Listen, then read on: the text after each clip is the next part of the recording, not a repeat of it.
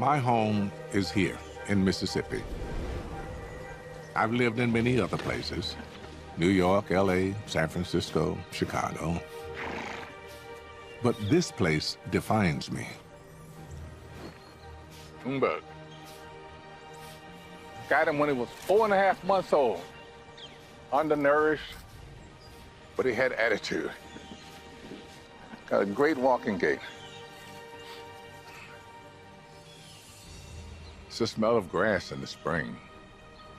Sound of birds. I just know I'm home. My parents lived right here on this land. You can't understand me without understanding where I was created. Every religion has a creation story. So, what do those stories tell us about who we are and where we came from? I'm setting out to discover where we began. Jerusalem was conceived of as Eden, as paradise. To unearth civilization's oldest roots. This is the Mayan Bible. This is the Maya Genesis story. To locate the genesis of religion itself. People are literally living with ancestors. And I'll go back to the dawn of time. Hindus do not believe in one creation. They say that these are cycles of creation. To discover if science and religion can coexist. The Big Bang is not creation, because we don't know what was before the Big Bang.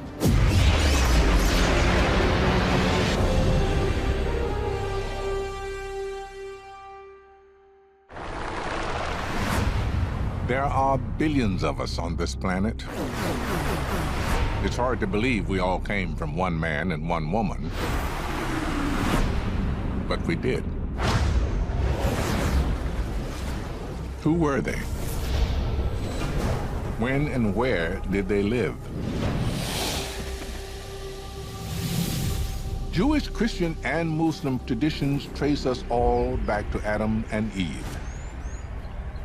The book of Genesis says they came from a place called Eden, near the Tigris and Euphrates rivers, somewhere in the ancient Near East. No one has yet found the location of the Garden of Eden, though many have tried. But why do we want to find it? Well, the reason is interesting. The Garden of Eden doesn't just represent the beginning of humanity. It is the beginning of our conversation with God.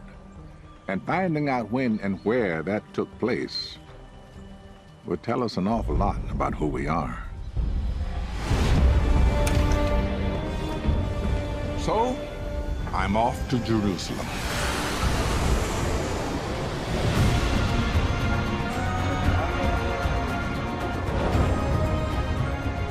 This is one of the oldest cities in the world.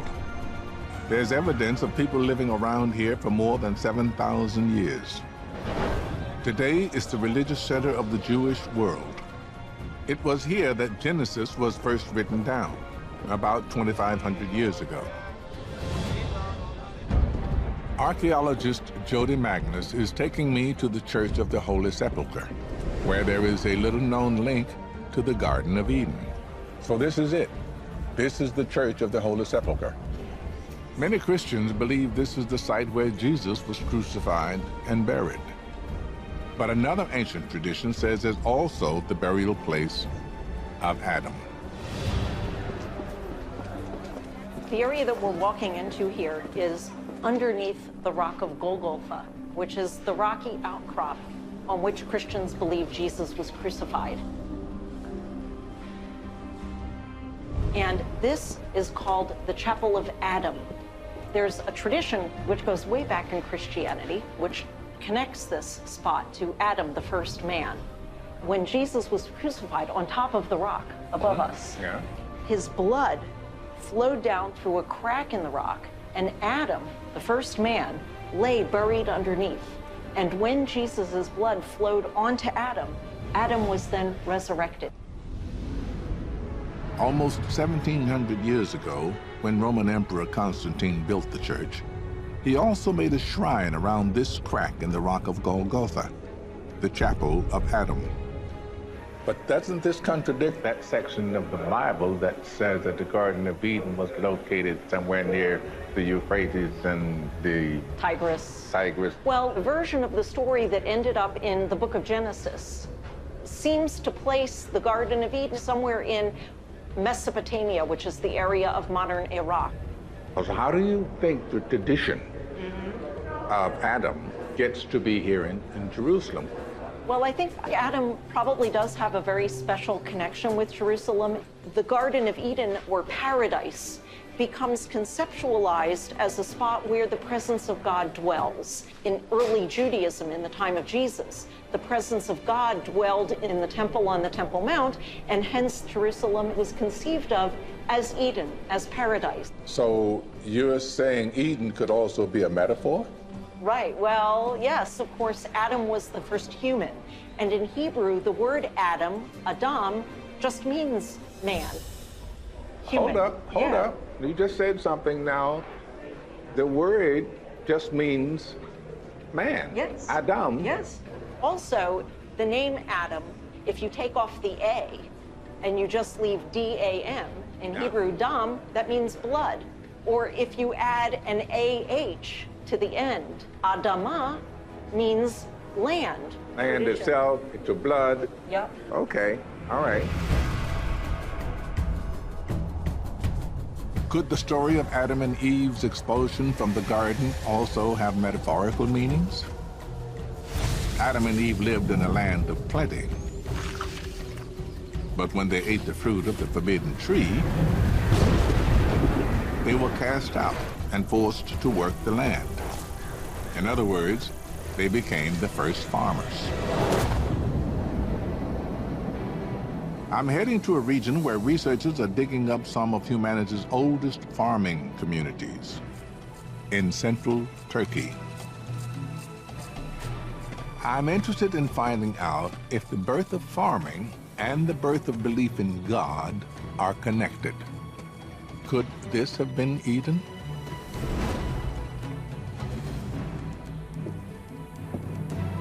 Amy? Hello, come on over. Archaeologist Amy Bogard has been digging with a team here at Çatalhöyük for 2 decades. Welcome. Thank you. So, Çatalhöyük, 9,000-year-old settlement. 9,000 years old. Amazing, isn't it? So, at its maximum extent, it's 13 hectares. That would be like 20 football pitches in extent. Mm-hmm. All right, NFL football pitches or soccer pitches? I don't know. Probably soccer. Okay, but they're all pretty much the same size. You can see that these houses are densely crowded together. There isn't much space between them. There was no space between them. Yeah. They had no windows or doors. Every house would have its own entrance from above. Yes. Çatalhöyük was a city with no streets. The people who lived here walked across town over the rooftops. Roofs were also where they worked. The people of Çatalhöyük were some of the world's first city dwellers. But I want to know whether they were also some of the first believers. Did they think their world was created by a god? Amy takes me to a house that may hold the answers. What's the point of that red-rimmed hole that looks like very definite, has a definite reason? It's a typical sort of feature that's found at Çatal, which is a niche for hiding things away. Like they cache obsidian, volcanic glass, because it's a valued, cutting material. You don't find it everywhere. Right. The most important hiding places archaeologists have found at Çatalhöyük are beneath the sleeping areas. Okay, so what are those holes over there? Those are actually burial places. Those are burial pits where... Wait a minute. A human being is not going to fit in there. A baby, maybe. The way they can fit mature adults in pits like that is to bind them up very, very, very tightly in a flex position, and the holes are periodically reopened and new individuals added through the lifetime of the house. Wow. People are buried under the platforms so that people are literally living with ancestors. It sounds like this has some religious content. I think you're right. And they start to raise questions about what you might call ritual practice, which seem to have been crucial for life in this community. Could these burials be evidence of belief in God? Anthropologist Harvey Whitehouse is trying to get inside the heads of these early city dwellers. So this is a pretty authentic mock-up of what a typical kind of house in Châteauvieux would have looked like. These are the kinds of objects that we'd expect to find in one of those houses. Over here we've got examples of wall art. You know, here we've got bull heads. We often find these inserted into the walls. In one case, I've seen them arranged almost like a sort of protective shield around one of these clean spaces. And we know that these clean spaces were used for sleeping on. So, Harvey, you're an anthropologist. So you're more into what people are mentally into, right? Well, my imagination runs riot in an environment like this because I've seen the kind of stuff that comes out of the walls and that they've been taking out of the floors.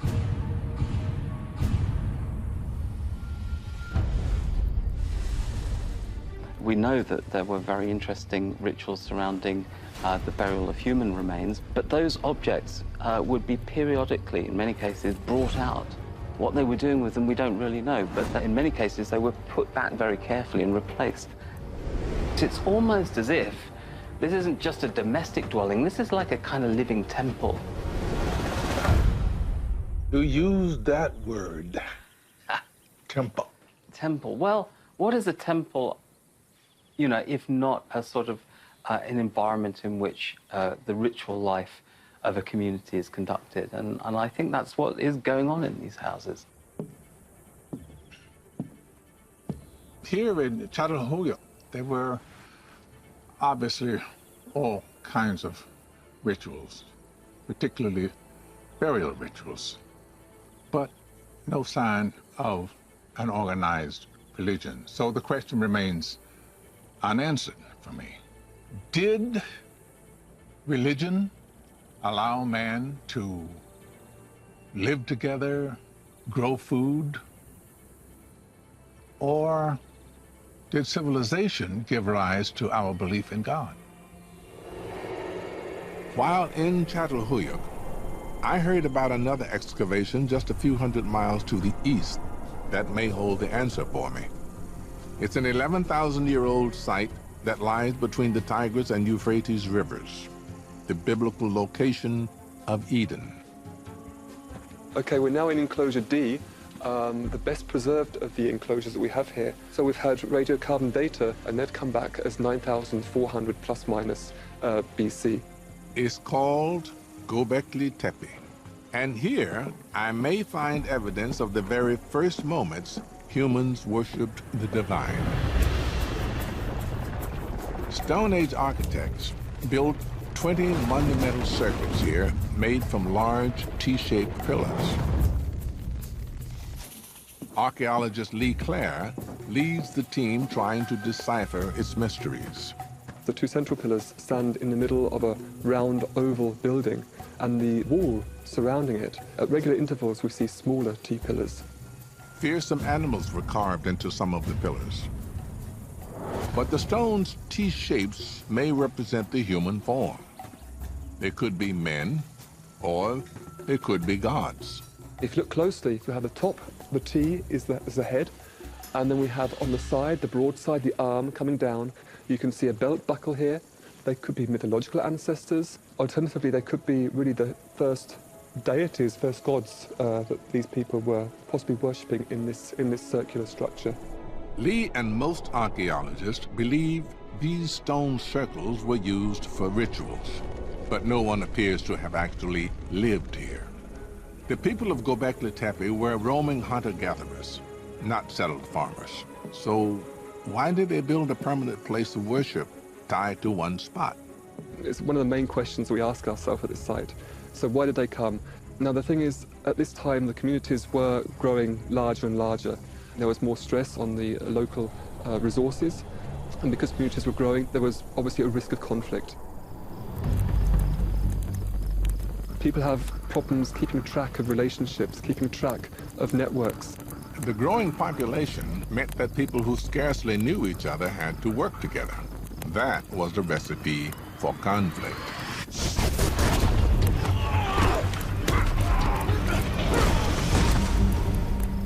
The religious rituals at Göbekli Tepe may have eased those conflicts. Possibly for the first time in human history, people from different groups came together around shared beliefs. And in those first formative moments of religion, they may have shared stories about where they all came from. Stories that celebrated a shared past and drove them together to the future.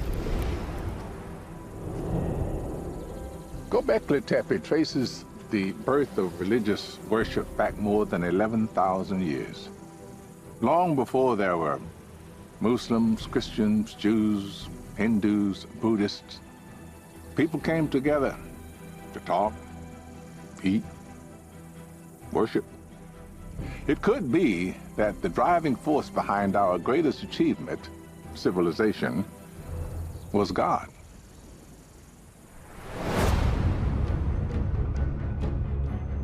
But today, we no longer share one story of creation. We live in a global society made up of many different cultures, and science has given us a new perspective on creation. It even claims to know the ultimate secret of our cosmic origins. Can science and religion agree on creation? The story of our creation has puzzled me ever since I was a boy. It began right here, in a church in Greenwood, Mississippi.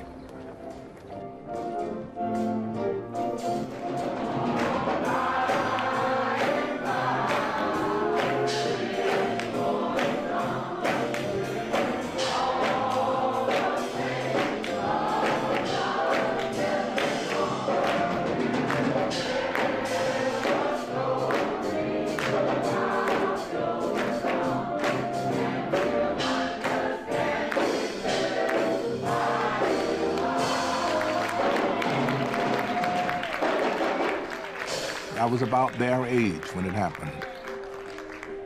I remember the minister reading from the book of Genesis. There are 807,361 words in the Bible. It doesn't take 807,000 words for you to believe the Bible. It only takes 10 words. In the beginning, God created, are y'all gonna get with me?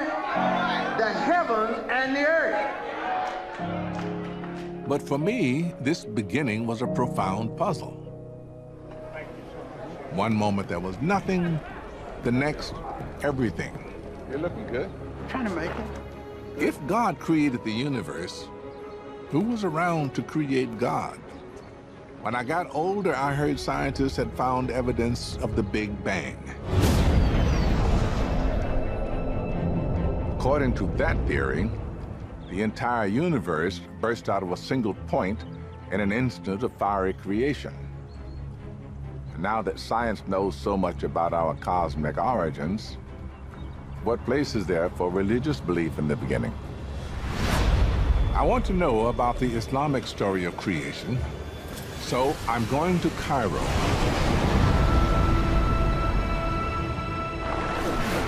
One of the largest and oldest cities in the Muslim world. Islam has deep roots in science. Muslim astronomers were charting the heavens soon after the time of Muhammad. I hadn't noticed that before. What is it? This is the minaret of Al-Hussein Mosque. Harvard historian of Islam Ahmed Ragab is taking me to one of Cairo's spiritual centers, the Al Hussein Mosque.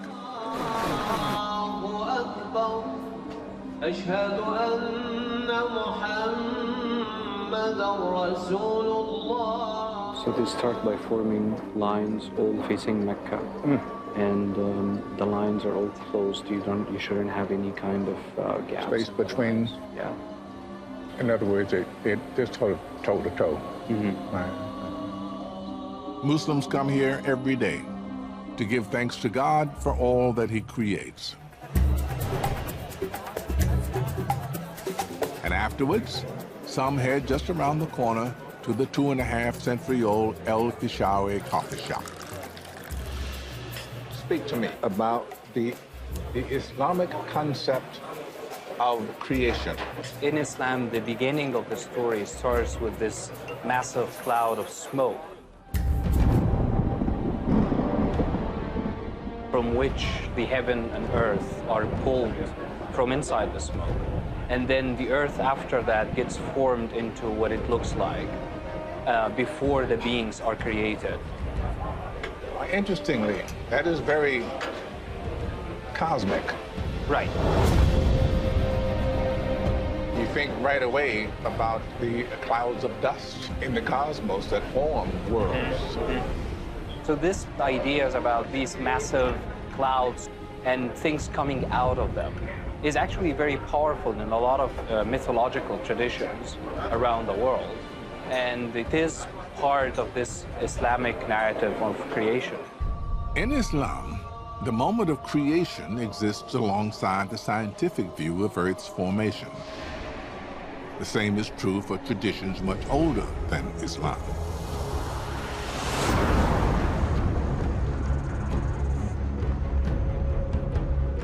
Aboriginal people have lived in Central Australia for tens of thousands of years. They've told the story of this land's creation for as long as anyone can remember. Oh, this is beautiful. My grandfather's family have been caretakers for this place. You know, it's come passed down to me. Warren Williams and the Arende people call this place home. This place is so big, you'd have to see it from space. You could probably see it on satellite images. Yeah. Cultural astronomer Dwayne Hamaker tries to connect Aboriginal creation stories to modern science. So, Warren is taking him to where his ancestors say it all began. A bowl-shaped basin called Norala.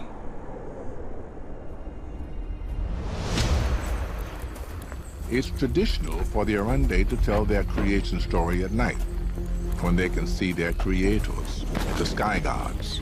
Big sky tonight. It's gonna be really good tonight. They're all coming out now.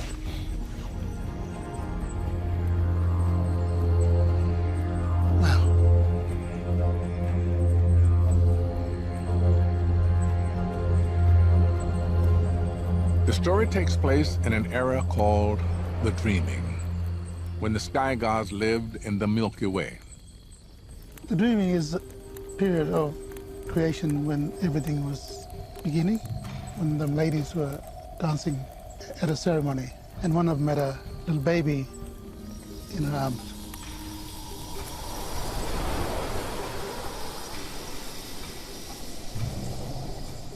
So she put the baby in a timer, it's a wooden cradle, but all the dancing started vibrating, shaking the Milky Way, and the timer fell down.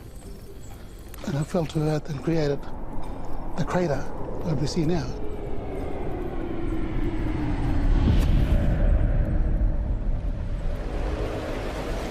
That's fascinating because, according to scientists, it was an asteroid or a comet that hit the ground, and what it did, the massive explosion created this big meteorite crater.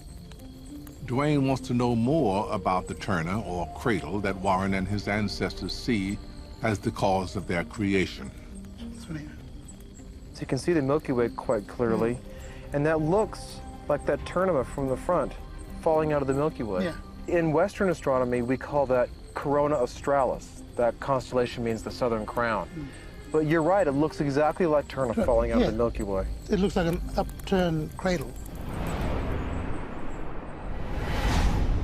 At daybreak, Dwayne asked Warren to show him exactly where the Star Baby landed. Goes right through here? Yeah. Check it out. It's right in the center of the meteor impact crater geologists called Gosser's Bluff. So this is it? Yeah, this is where it began. The rocks fell down here to the ground and formed this. Then the first man got created. The first woman got created. And like now I'm here because of that. It started here, just fell from the sky and made all this. Science has never really considered some of these old creation stories to have any validity. And what we're finding out is that the creation story from the Aboriginal perspective and from the scientific perspective, like here at Norala, are identical. They're exactly the same. For the Arende, life began here. And tradition requires a greeting to the ancestors whenever you enter this sacred space. Hey! Sini nunggu nama Tilpa. Kalau dah mau nyau. Why did we go?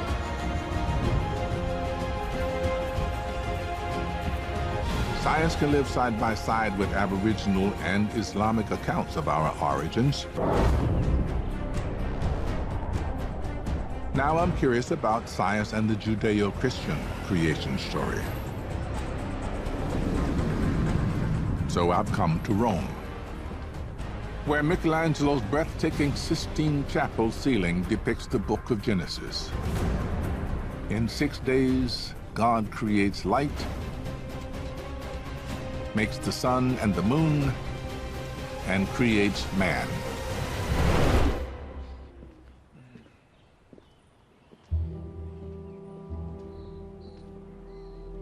I've come to speak with the Pope's chief science representative, Monsignor Marcelo Sanchez Sorondo. Now, you are the Chancellor of the Pontifical Academy of Sciences. Exactly. When did that get started and why? In 1603. 1603. And three, yes. And the leader of the first generation was Galileo.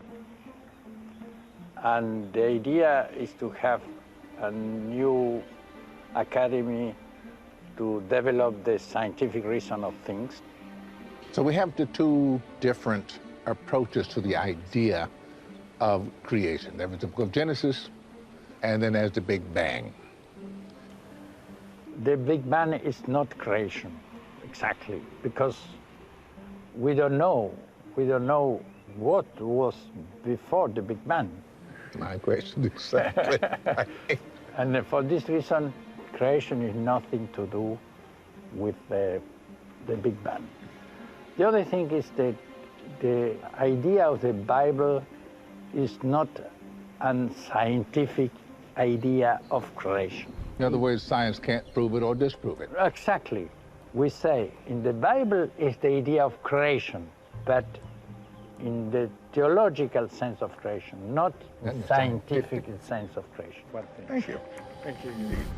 The Catholic Church no longer sees the book of Genesis as a literal description of creation. In fact, the first scientist to propose the Big Bang, Georges Lemaitre, was a priest and a member of the Pontifical Academy of Science. So how exactly does belief in God fit into modern cosmology?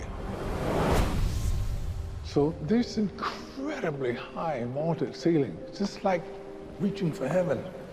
Yes, in a certain sense. It's a representation of heaven, of a theological heaven. I'm meeting with Father Giuseppe Tanzellaniti, a scientist at the Vatican Observatory. I'm very, very fascinated by you. You're an astronomer, and you are a holy man. Yes, my field of study was radio galaxies, quasars, extragalactic objects. And it was another kind of heaven. I remember that when we take a galaxy spectra, I used to pray during the waiting for the spectra. and to say, God, I thank you for this marvelous universe that you gave us. There must have come at some point a question for you about the nature of creation. We think that there's like a big schism between the biblical sense of creation and the other one is the scientific sense of the Big Bang, and it's all very different. Creation, from a theological point of view, is perfectly compatible with a Big Bang, because you need always a first cause.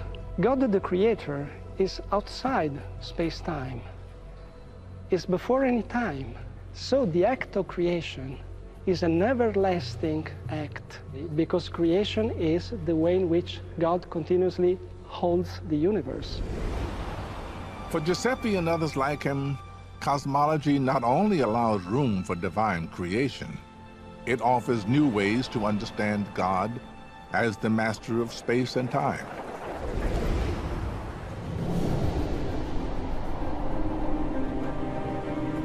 I like what Father Giuseppe says about creation as a continuum, that it didn't begin and end with the Big Bang, that it is God's ongoing activity, which includes evolution.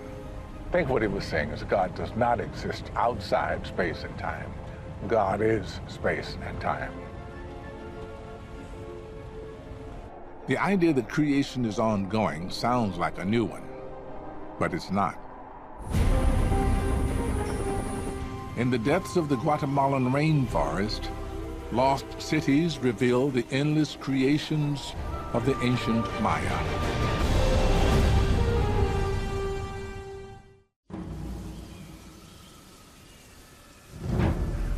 What if there was not one moment of creation, but many?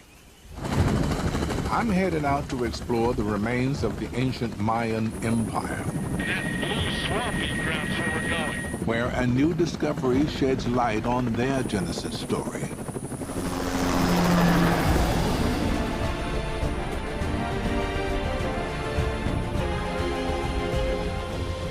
Few roads cut through the dense jungle of northern Guatemala today, but archaeologist Richard Hansen tells me that 2,000 years ago, this was one of the great cities of the world. We like to think that Los Angeles and New York is being a modern city, but these guys had the same perspective in their own cities. Right. That water delivery system, they had freeways? Oh yeah, very first freeway system in the world. Welcome to El Mirador. This pyramid is one of the largest structures in the world in terms of volume. It's more than a half a mile long at the base.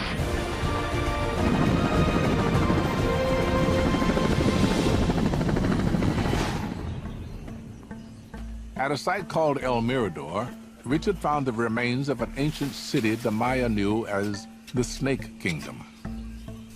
It's such a rich archaeological site, he set up a permanent camp in the jungle to explore it. This is the laboratory. This is our doctor. If you ever get in a problem, he can fix you right there. He's an outstanding doctor. I got this. Mucho gusto, señor. Mucho gusto. Miguel. Miguel. Okay. Morgan Freeman, sí. Nice to meet you. Yeah, it was nice to meet me, wasn't it? It was. It's very nice to meet you.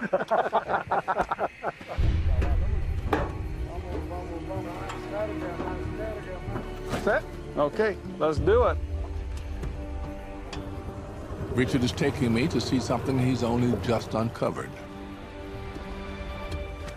Okay, this is one of the most interesting excavations we have right now. Oh my goodness. This is art that was carved in stucco hundreds of years before Christ. And it has incredible scenes showing the entire pantheon of the Maya religion. So what we're talking about is, this is the actual story of creation here. This is the Mayan Bible. This is the Maya Genesis story, with all the deities that are needed to tell the story. Yeah, this is unbelievable. I mean, if you just think about the fact that it wasn't done in the 15th century or the 16th century, it was done 2,000 years ago at least. This is the oldest version of the Maya's sacred story of creation that's ever been found. The focus is on two swimmers carrying a severed head. It's this head right here that gave us the clue who this might be at the first place. We think this is Hunahpu. This is the father of the hero twins. That starts the whole process of creation.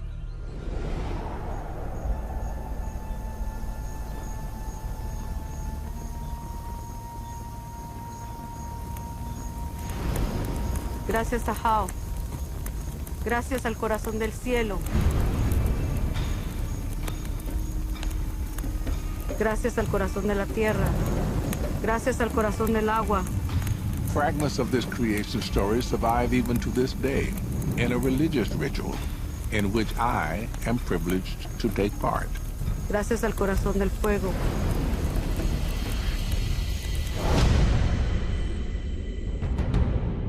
The ritual recalls the saga of the corn god being tricked into going down to the underworld, where he's decapitated. His sons, known as the hero twins, set off to rescue him. But they can only get to the underworld by being burned to ash.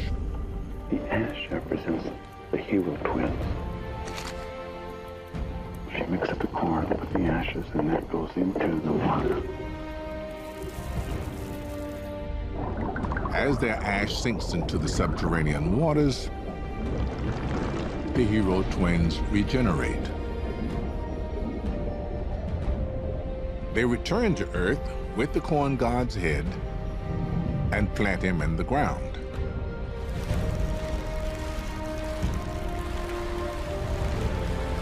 It is from this corn that the first Maya people are made. Now the hero twins are in the river. So this is what they're going to be serving and passing around. In essence, we all become a part of the hero twin story by doing this.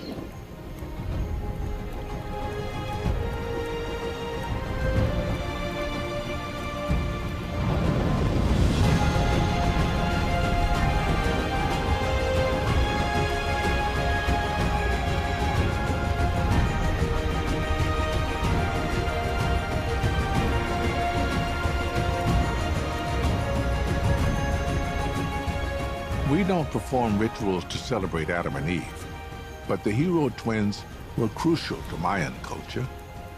Their story of death and rebirth was tied to the growth of their staple crop, corn, an act of creation that the Maya depended on every year.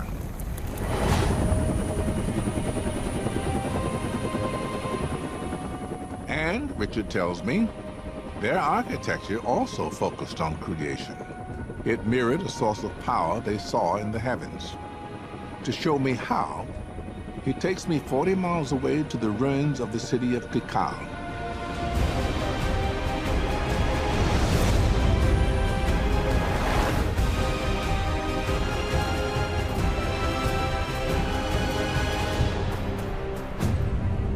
The temples here are arranged in groups of 3, a triad. So, Richard, now I can sense here that there is a pattern, but something's missing. What am I missing? Well, there is a pattern, Morgan. This is a definite pattern here, and it's consistent through centuries of time. There's one big building over here with a stairway facing inward. Another building over here with a stairway facing inward. Okay, and that third one, what? The third one was right in front of us. Oh. There's the third structure. It's been dismantled, of course. It's gone now. But the big building was right in front of us. It was as high or higher, which was built to make the triad, 3 stones. Richard and other experts believe this arrangement of stone temples is a deliberate echo of a triangle of stars in the constellation Orion. At the center of the 3 stars is a fiery nebula, a cosmic cloud of star creation. You know from contemporary Maya that there is a celestial hearth, the end star of Orion. It's in the constellation of Orion. Even today, when the Maya light a traditional fire, they begin by planting 3 stones. A fire of creation emanates from their center, just as it does with the triad of stars in Orion. You're telling me that the Mayans got this triad, this manifestation of creation from the constellation Orion. It looks like this is what they were looking at. We know that they were very aware of 3 primary stars. So the Maya were able to replicate that pattern with these 3 stones in these 3 structures. And that is replicated over and over and over again. They're tying us to the heavens. They're letting us see the creation symbolically.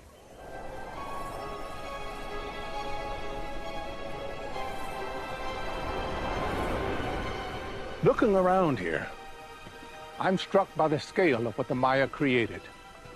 Huge cities, colossal pyramids. It was a civilization whose religion was focused on creation and the continued regeneration of creation. And yet, it all crumbled. Everything the Maya created collapsed.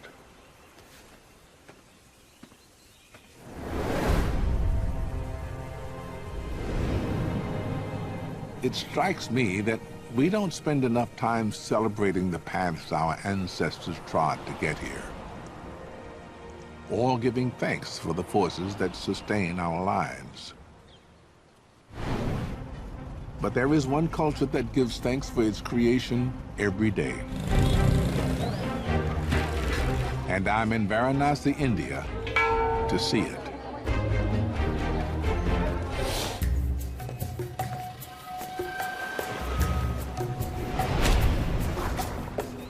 India is home to 1 billion Hindus, the 3rd largest faith in the world. It has many gods and many creation stories. One of the best known centers around the river that gives them life, the Ganges, or Ganga. Morgan, now we are at the river Ganga. Ganga, the holiest of the holy rivers and the center of Hindu universe. It only exists because it is the sacred, the pure, the holy from the heavens. It only exists because you believe. You believe it's yes. Pure. Okay. I love that. Historian Benda Paranjape takes me to a shrine to Ganga. Careful. Yes. Ganga is not only a river, but a goddess. So the idea is that you bow down even before you enter the shrine, but not for a short person like me. And then you come to a place where you see Mother Ganga. What's she holding in her upper left hand? She's holding a lotus. That is lotus. supposed to be a mark of purity. Right. Because lotus emerges out of mud, but it does not take any stains of mud. In the beginning, Hindus believed Ganga flowed in the heavens, but she was held captive by the creator god Brahma. Then Brahma decided to send the river Ganga down to earth. But there is one problem, that Ganga has got such mighty force, and if she comes on the earth will drown. So the god Shiva blocked Ganga's fall, gathering her waters in the locks of his hair. So Shiva just opened one lock of his hair and the Ganga flew. She's the mother because she gives birth to everything. This holy river came from the river in heaven that we call the Milky Way. They say that Milky Way actually is a reflection that you see in those waters which are still beyond. Scientists have dated the universe to about 14 billion years, best we can figure. Hindus have it at what? Hindus do not believe in one creation. They say that these are cycles of creation. Okay. And the primordial creation could be something like 8.6 billion years ago. Actually, this whole creation myth is very difficult to comprehend because we say that gods like Brahma has created the universe, but then they ask a question, who created Brahma? Right. And That's always a question. The creation happened and then the gods happened. they say that the sages, when they were in their trance, they got that revelation that how the creation happened. But since it is in that level of consciousness, you and me, we commoners, will not understand it. So we believe that it's beyond us. The Hindu philosophy is not to try to solve the riddle of creation that happened long ago. It's to give thanks every day for the forces that allow us to be here and continue to sustain us, including the river Ganges. You can come, little Cruz. We are going to see the ritual, which they call it Aarti. Aarti. Yeah, it means showing the lamp to the god. The Aarti has taken place on the banks of the holy river every night for hundreds of years.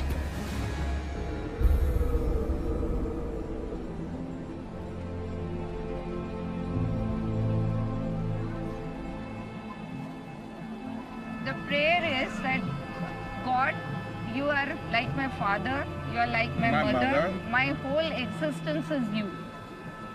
My whole existence is You. I'm just like a shadow I am a vessel.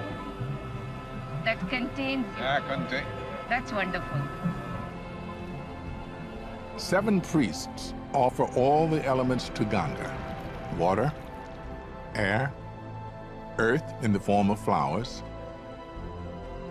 and the most important of all, light, which represents our souls.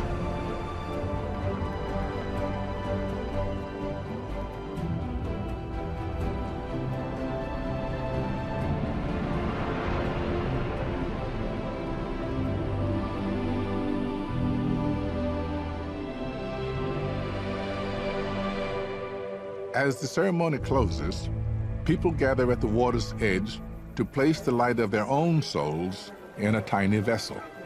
This is our individual way of offering ourselves to the river, and a candle that takes our soul to the river. It's the light of my soul. My soul, and it says that you take it wherever you think is good for me.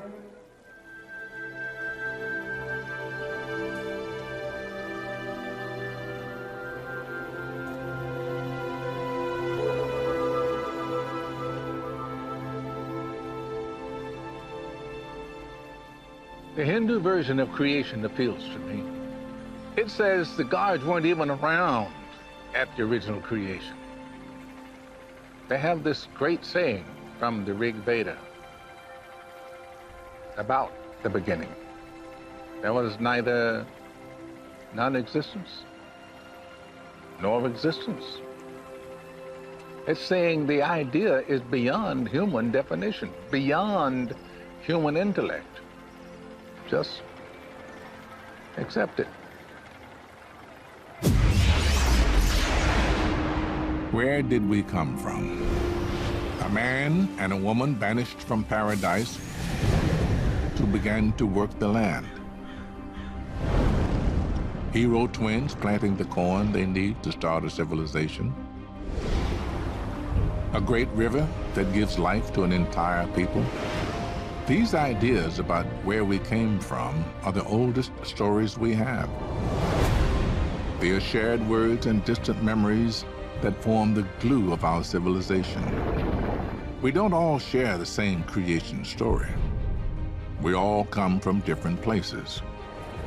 But all of us, whatever we believe, can share in one thing: the wonder and gratitude that we are here at all.